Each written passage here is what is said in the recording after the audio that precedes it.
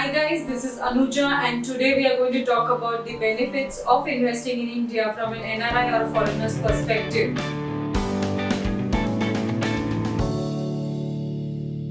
As per the Department of Promotion of Industry and Internal Trade, Government of India, India has recorded a total FDI inflow of 73.45 billion US dollars for the very first time. Not only this, but the Government of India has also announced a special economic and comprehensive package of more than 270 billion US dollars, which is equal to 10% of India's total GDP under Atmanirbhar Bharat Abhiyan, which is nothing but self-reliant India. Under the World Bank's Ease of Doing Business ranking 2020, India has moved from 142nd position to 63rd numbers position because the Government of India has announced a lot of initiatives under the scheme of Ease of Doing Business in India. The Finance Ministry in India has also taken a step ahead by allowing an NRI to invest in India via opening a one-person company in India, which was earlier not the case.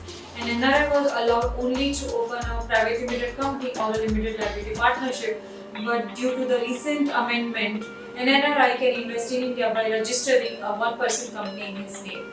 According to a recent report, in the last financial year, there has been a tremendous hike in the company incorporation. Also, an important point to note over here is that India is home to world's largest youth population, and World Bank has recently reported that India's 42% of population is going to be urbanized by the end of 2030. Apart from understanding the benefits of investing in India, there are also various investment options available to an NRI and a foreigner.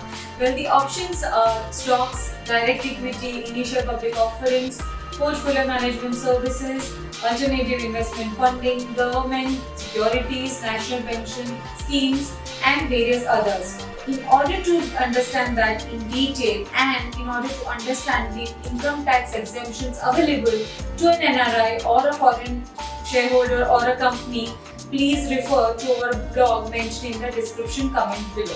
I hope I was clear enough to make you understand the benefits of investing in India. However, if you still have a question, please drop in your query in the comment section below and one of our team members will get in touch with you. Till then, take care, be safe.